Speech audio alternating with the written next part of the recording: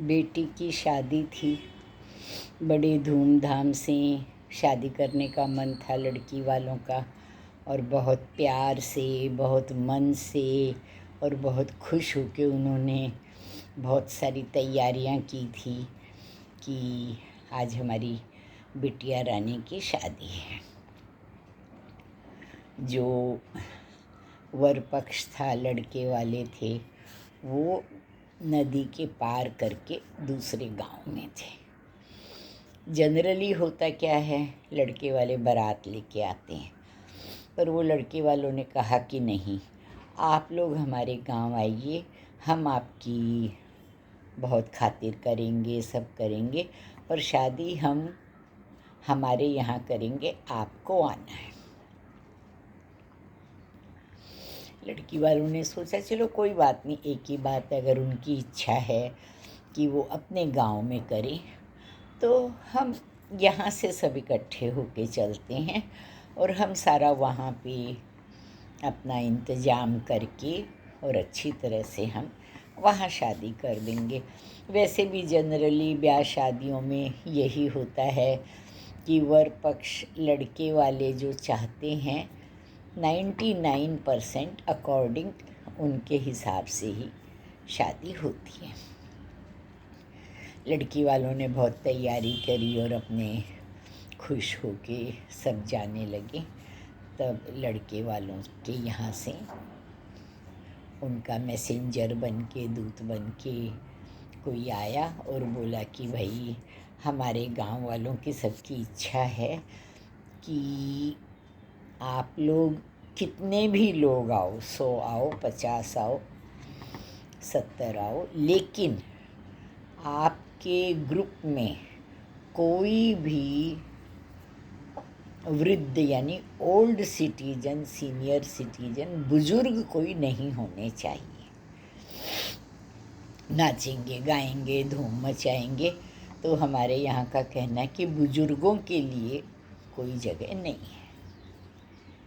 ये सुन के लड़की वाले थोड़े हताश हो गए, बोले ऐसे कैसे। उन्होंने तो अपने रिश्तेदारों को दूसरी जगह से भी बुलाया था और नाना करके भी 12-15 तो बुज़ुर्ग थे, पर उनकी तरफ से स्ट्रिक्टली इंस्ट्रक्शन था कि आपके साथ कोई भी बुज़ुर्ग नहीं होना चाहिए। ये हमारी एक रिक्वेस्ट है। कहने को रिक्वेस्ट थी, पर लड़के वालों की तरफ से वो एक ऑर्डर था। तो ये लोग बड़े हताश हो गए। उन्होंने अपनी एक मीटिंग बुलाई, सबसे बातचीत करी। तो एक वयोवृद्ध थे जिनको वो ताऊ जी बोलते थे, वो बहुत समझदार थे। उन्होंने बोला कि एक काम करो। अब उन्होंने जब कह ही दिया है तो हम उनकी बातों को 100% डिनाई तो नहीं कर सकते, मानना तो पड़ेगा। मुझे ले चलो, थोड़ा छुपा के ले चलो कि किसी को पता ना चले, क्योंकि उनको भी लगेगा जब हमने इतने हार्डली इंस्ट्रक्शंस दिए हैं तो लड़की वाले हैं, फॉलो तो करेंगे।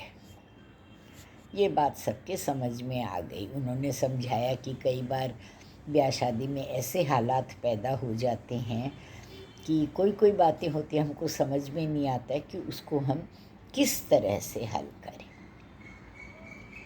बोले ठीक है। तो ओबियसली ब्याह शादी में सामान भी टू मच होता है, और ऐसे बैलगाड़ियाँ भर भर के सामान जा रहा था। उसी में बड़ी संदूक, बड़े ड्रम के पीछे ताऊ जी को ज़रा सा इस तरह से बिठा दिया कि सरसरी नज़र में वो नज़र ही नहीं आते थे, वैसे भी वो दुबले पतले थे। चले गए।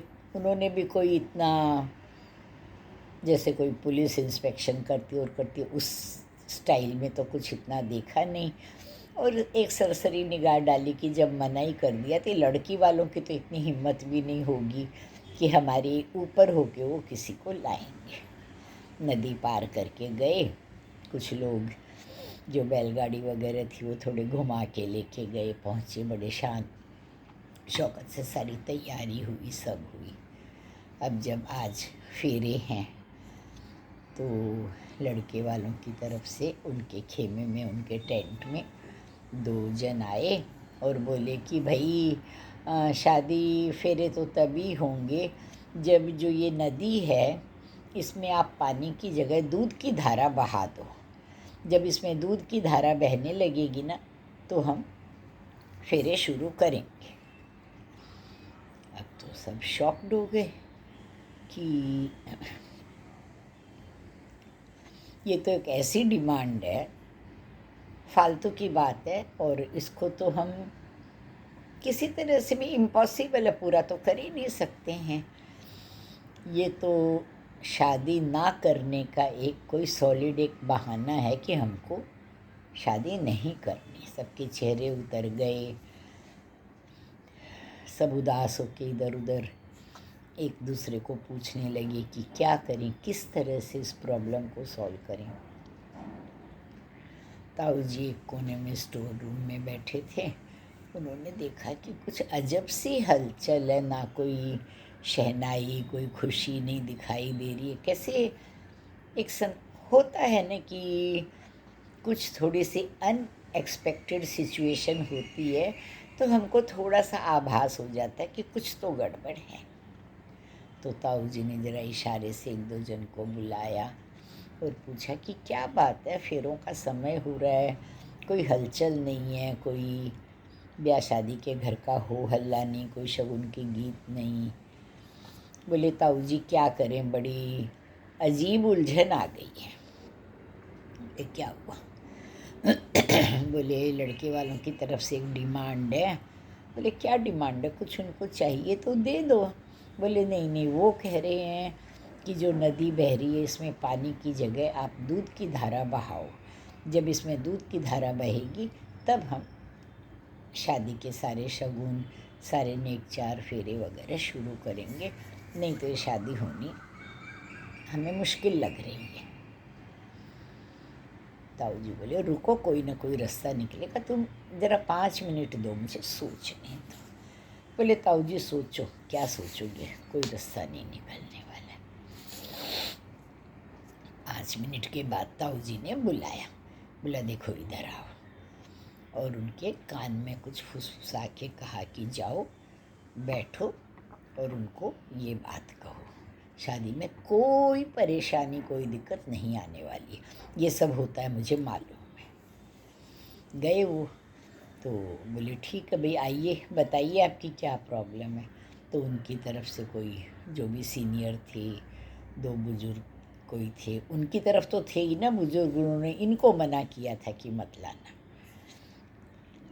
बोले क्या बात है? बोले बात कुछ नहीं है, नदी बह रही है, पानी की जगह दूध की धारा बहाओ इसमें, और पानी नहीं होना चाहिए। जब दूध बहेगा तो हम शादी के सारे रीति रिवाज शुरू करते हैं। तो बोले क्या दिक्कत है सर इसमें, हम अभी कर देते हैं। आप एक काम करिए, पहले नदी को सुखा दीजिए, पानी सारा सूख जाएगा ना तो हम इसमें दूध की धारा बहा देंगे। अब तो लड़के वालों की शक्ल देखने लायक थी, चुप हो, उनके चेहरे सफ़ेद पड़ गए, आपस में खुसफुस करने लगे। बोले ऐसा थोड़ी होता है। बोले सर ऐसा ही होगा, जब तक इसमें पानी है तो हम दूध कैसे बहाएंगे। कोई बात नहीं, आपकी हर इच्छा हमारे सिर माथे पे, आपकी हर विश पूरी करनी हमारी ड्यूटी है, हम लड़की वाले हैं। आप फटाफट पूरी नदी का पानी सुखा दो और हम इसमें तुरंत दूध ही दूध की धारा बहा देंगे। तो धीरे से एक जन बोलता है आपके तरफ से कोई भी बुज़ुर्ग है आपके ग्रुप में? बोले नहीं कोई नहीं। बोले नहीं, ऐसी राय कोई छोटा कोई जवान नहीं दे सकता है, और कोई तो आपके ग्रुप में है। अब वो बहुत जिद करने लगे, तब ताऊ जी सामने आए। बोले हाँ मैं हूँ, मैंने ये राय दी थी, बोलो आपको क्या कहना है। बोले नहीं नहीं, हम वो ही देखना चाहते थे कि आपकी तरफ से किस में इतनी समझ है, किस में इतनी इंटेलिजेंसी है, तो हम ये देखना चाहते थे कि किसी भी बुज़ुर्ग के बिना, किसी अनुभव वाले के बिना, कोई एक्सपीरियंस वाले के बिना ऐसी राय कोई नहीं दे सकता है। बोले हाँ, हमारा वही कहना था कि आप ऐसा मत सोचो, जब बड़े बड़े काम होते हैं तो उसमें सीनियर का और बुज़ुर्ग लोगों का राय लेना, सलाह लेनी, उनकी बात माननी, उनसे मशवरा करना बहुत ज़रूरी है। आगे से आप ध्यान रखो, ऐसा होना नहीं चाहिए।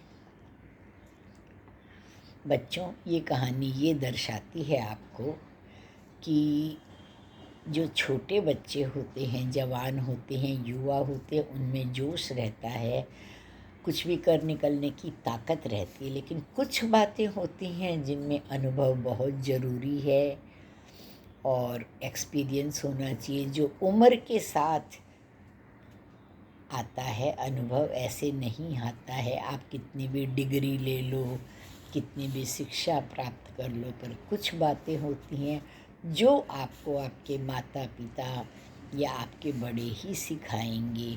तो हमेशा ध्यान रखो, उनकी सलाह के साथ चलो, तो आप छोटी मोटी बड़ी छोटी सब जंग जीत जाओगे, सारी बाधाएं पार कर जाओगे और आपको करीब करीब हर प्रॉब्लम का सॉल्यूशन